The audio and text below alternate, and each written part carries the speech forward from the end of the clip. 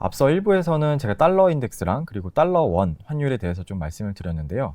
달러 인덱스는 약세를 전망을 했는데 달러 원 환율 같은 경우는 원화가 더 약세를 보이는 그런 전망을 말씀드렸습니다.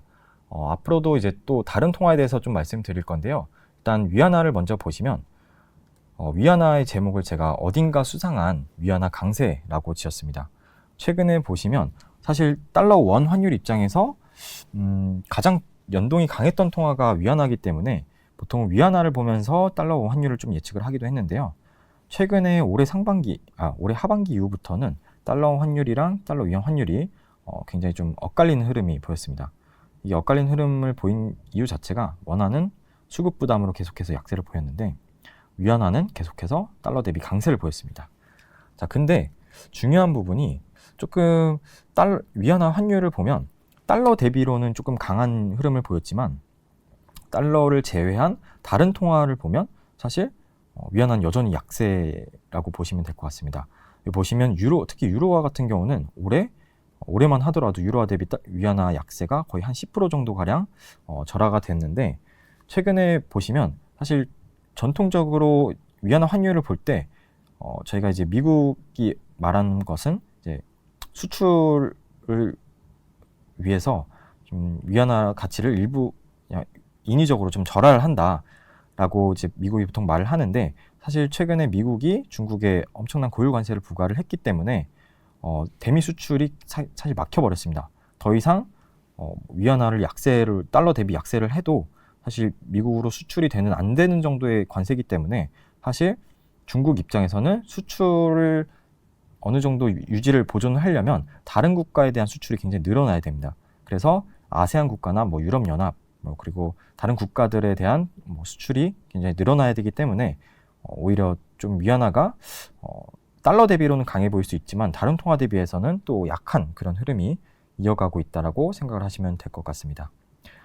달러 대비 위안화가 강세를 보였던 이유는 또 여러 가지가 있는데요. 첫 번째로 중국도 한국처럼 금융 계정을 보면 외화는 순 유출이 됩니다. 보통 이제 홍콩을 통해서 보통 외화가 많이 유출이 되는데 어찌됐든 포트폴리오 투자나 FDI 투자 같은 경우는 중국에서도 좀 유출이 되고 있는데 그걸 상회하는 경상수지가 나와 있고요. 무엇보다 중요한 건 한국 같은 경우는 제가 아까 말씀드렸던 것처럼 경상수지를 벌어와도 국내로 유입이 되지 않고 있는데 중국 같은 경우는 최근에 원래 들어오지 않다가 올해 지금 상반기를 기점으로 수출업체들이 조금 적극적으로 벌어들인 달러를 시장에 투입을 하면서 위안화가 조금 강해진 측면이 있습니다. 그리고 두 번째 위안화 강세를 유도했던 재료는 주식시장에 외국인 자금이 들어온 건데요. 보통은 CSI 300 지수랑 달러 위안 환율이랑 좀 비슷하게 갑니다. 최근에 그리고 리스크 프리미엄, 이제 밸류에이션 측면에서 보면은 달러 위안 환율이 위안화가 조금 더 강세를 보일 수 있는 공간도 남아있다라고 보시면 될 것 같고 외국인들이 중국 주식을 더 살 수도 있고 게다가 중국 국채에 대해서는 최근에는 외국인들이 좀 파는 그런 흐름이 나타나고 있는데 중국이랑 미국의 스프레드가 사실 앞으로는 조금 축소될 것으로 예상이 되기 때문에 이 스프레드 축소에 따라서 외국인들의 채권 매도세도 진정되면서 주식을 사고 채권 매도세는 좀 덜 팔고 하면서 내년에도 사실 위안화가 어느 정도는 수급적으로 강세를 보일 수 있다 이렇게 보고 있습니다. 그리고 사실 구조적으로 22년도 미국 금리 인상하고 나서 이제 중국 시장에서 가장 전통적으로 보였던 그 흐름이 조달 시장에서 달러가 굉장히 부족했던 건데요. 이 금리 차랑 그리고 이 스왑 레이트의 스프레드가 사실 외화 시장의 외화 부족 현상을 나타냈는데 최근에 이런 부분이 굉장히 해소가 됐습니다. 이것도 사실 수출 기업들이 달러를 이제 시장에 좀 풀면서 좀 해소가 된 것 같고요. 아까 제가 두 번째로 채권 시장에서 외국인들이 좀 최근에 팔고 있었는데 그런 부분이 진정될 것 같다라고 말씀드린 부분은 지금 이제 중국의 기준금리라고 할 수 있는 여갈피 7일물 같은 경우는 1%대입니다. 1%대인데 미국의 기준금리는 4%이기 때문에 미국이 인하 여력이 당연히 훨씬 더 높고요. 사실 미중 금리차 같은 경우는 앞으로는 그 역전폭이 좀 계속해서 완화될 것이다. 그래서 아까 말씀드린 수급 재료는 사실 위안화가 조금 더 강세가 될 수 있는 그런 공간을 제공하고 있다. 이렇게 이해하시면 될 것 같고요. 자, 근데 사실 중국 같은 경우는 이런 얘기를 좀 많이 들어보셨을 겁니다. 펀더멘탈이 아직 좋아지지 않았는데 어떻게 위안화가 강세가 되냐라고 말씀을 주시는 분들이 되게 많은데, 일단 그 부분이 굉장히 맞는 게 최근에 중국의 펀더멘탈이 굉장히 부진합니다. 제조업 투자, 인프라 투자, 부동산 투자 같은 경우는 부동산 투자는 사실 뭐 22년도부터 아시겠지만 굉장히 큰 위축을 겪고 있는데, 그 말고도 제조업이나 인프라 투자가 사실 성장률을 견인을 했었는데 이 부분도 사실 최근에 빠르게 하락하고 있습니다. 뭐 중국 당국 같은 경우는 최근에 좀 과잉 생산을 해소하면서 좀 질적 전환 과정이라고 이제 설명을 하고는 있는데, 사실 투자가 이렇게 줄어들면 GDP 레벨 자체에는 타격이 불가피합니다. 그래서 사실 위안화는 뭐 언제든 약세로 전환해도 이상하지 않다라고 생각을 하고는 있는데, 그리고 두 번째로 소비가 그래도 투자는 줄어들어도 중국이 최근에 좀 내수를 전환을 하면서 소비가 조금 반등하고 있지 않냐라고 말씀하시는 분들도 있는데, 오른쪽 차트를 보시면 소매 판매, 세부 판매 이제 항목을 보시면 자동차 같은 경우는 최근에 다시 마이너스 성장으로 접어들었고요. 그리고 가전제품, 이구환신 정책을 굉장히 길게 펼쳤는데 최근에 이 부분도 다시 빠르게 하락하면서 사실 내수 소비의 모멘텀 자체가 크게 좋다고 볼 수가 없습니다. 반대로 귀금속, 금이나 은 같은 소비가 사실 중국 이제 국민들이 소비를 굉장히 많이 하는데, 이 귀금속 소비는 사실 실무 경기 그렇게 큰 도움이 되지 않기 때문에 최근에 지금 소비 모멘텀도 좋다라고 판단을 할 수가 없고요. 더 중요한 것은 사실 중국도 돈을 굉장히 사실 작년부터 많이 풀었습니다.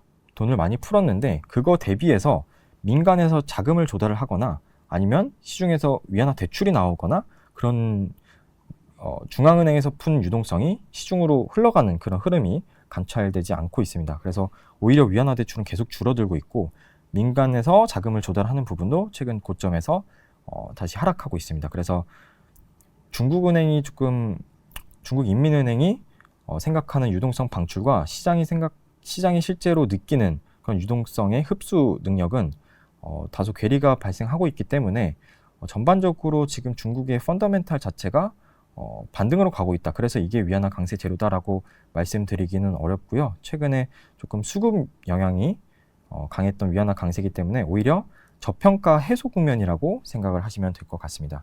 그래서 위안화 같은 경우는 제가 아까 말씀드린 대로 수급적인 측면에서 조금 추가적인 강세 공간이 남아 있고, 그리고 사실 무엇보다 중요한 부분은 지금 중국이랑 미국이 아직도 이제 그 관세와 관련해서 협상을 진행 중이기 때문에 위안화 절상을 협상 도구 혹은 뭐 레버리지로 사용하는 지금 구간이라고 생각을 하고 있기 때문에 내년도 뭐 관세 협상이 타결되기 전까지는 좀 이런 위안화 강세 추세가 조금 지속될 수 있겠다라고 생각하시면 될 것 같습니다. 다만 관세 협상이 끝나고 어떻게 끝날지는 모르겠지만 사실 펀더멘탈로 보면 위안화는 언제 다시 약세로 틀어도 이상하지 않을 것 같다라고 이해를 하시면 될 것 같습니다. 자, 두 번째는 이제 엔화에 대해서 말씀을 드릴 건데요. 자, 엔화도 최근에 조금 엔화만의 논리로 계속 약해지고 있습니다.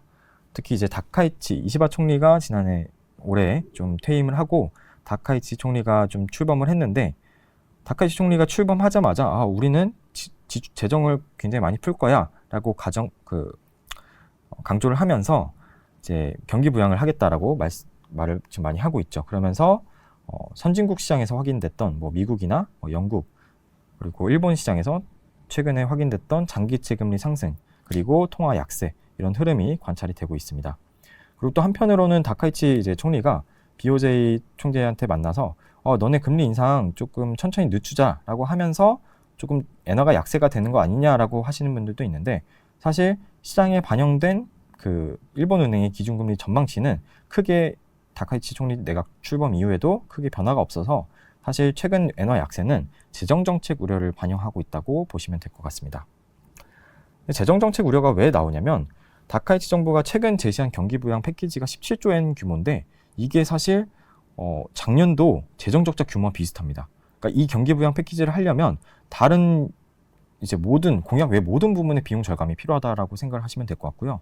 무엇보다 국채 발행을 사실 일본이 엄청나게 많이 하는데 그 중에 일본 국채 50% 이상을 일본 은행이 보유를 하고 있습니다. 근데 BOJ는 사실 최근에 QT까지는 아니지만 매입 규모 자체를 좀 축소를 하고 있는데 이 일본 채권 시장에서 소화를 해야 되는 국채 발행량이 굉장히 늘어날 수밖에 없기 때문에 재정 우려는 사실 어느 정도 엔화 약세 요인으로 작용을 할 수밖에 없습니다. 자, 근데 문제는 공급 과잉뿐만이 아니라 수요가 부족합니다.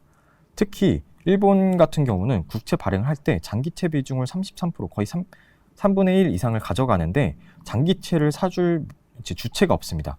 보통 일본 장기채 같은 경우는 보험사들이 사주게 되는데 자, 여기 최근에 보시면 이게 보험사하고 이게 초장기채에 대한 매수 수요입니다.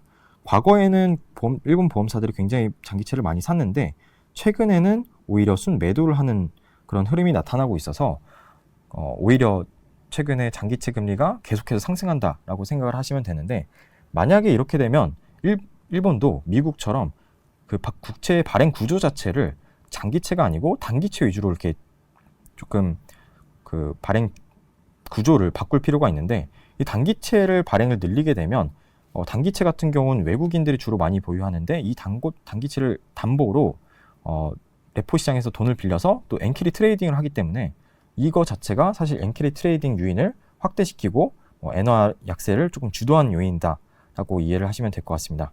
자, 근데 중요한 부분은 환해지 프리미엄을 봐야 되는데 환해지 프리미엄이라는 거는 환해지 비용이라고 생각을 하시면 되는데 환해지 비용이 올라가는 만큼 사실 캐리 유인은 줄어들기 때문에 죄송합니다.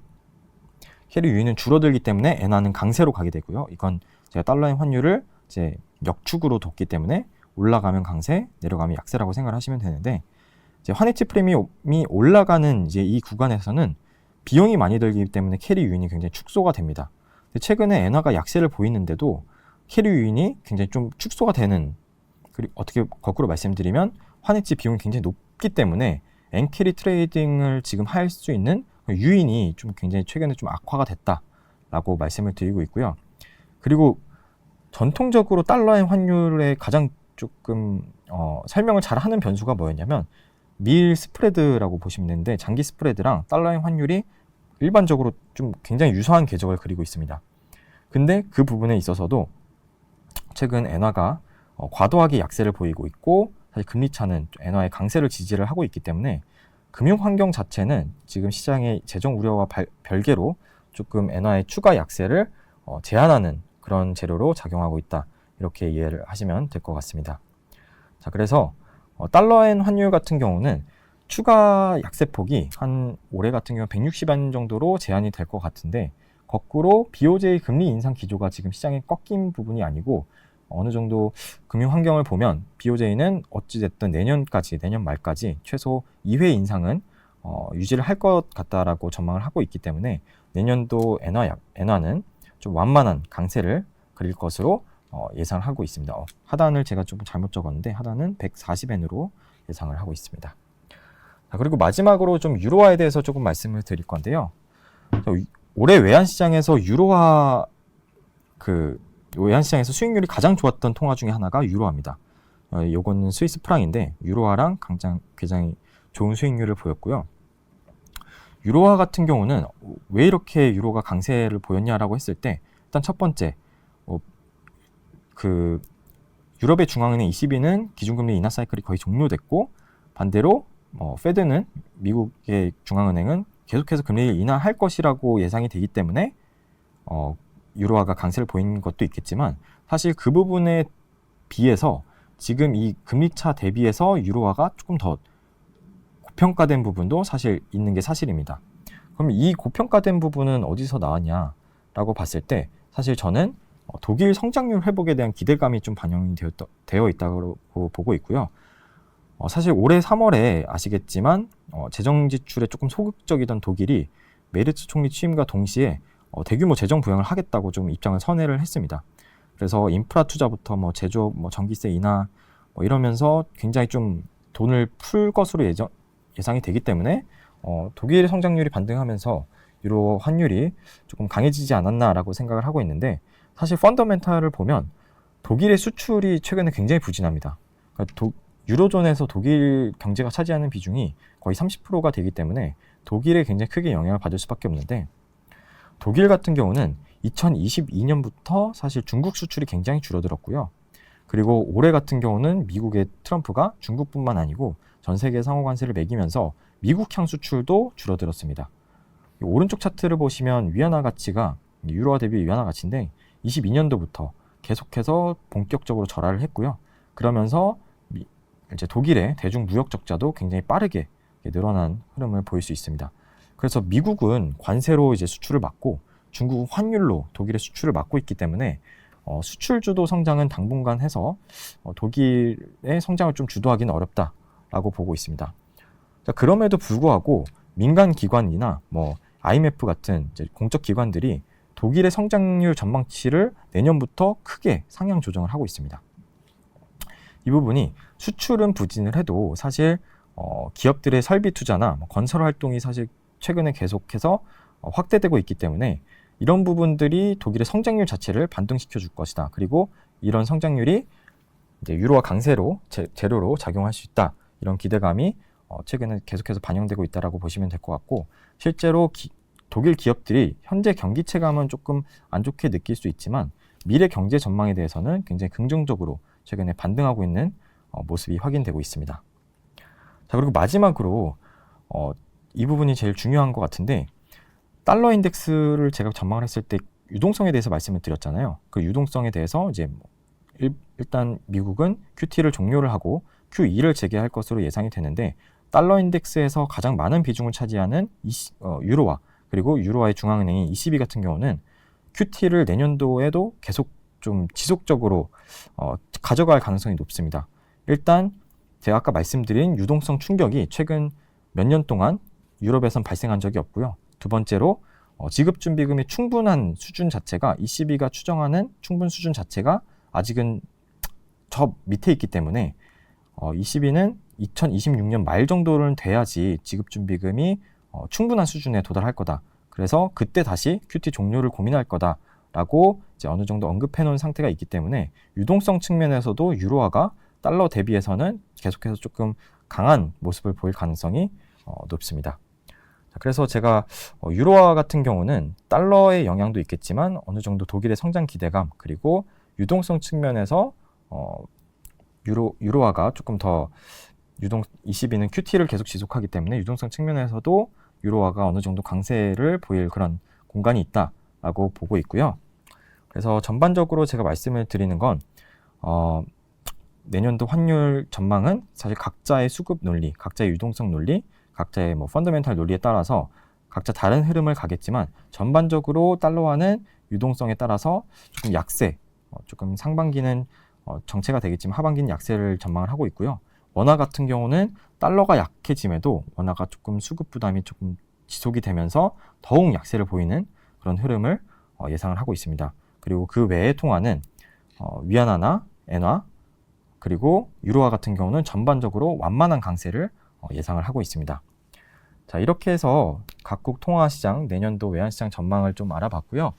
저희는 또 다음에 더 좋은 자료로 찾아뵙도록 하겠습니다. 감사합니다.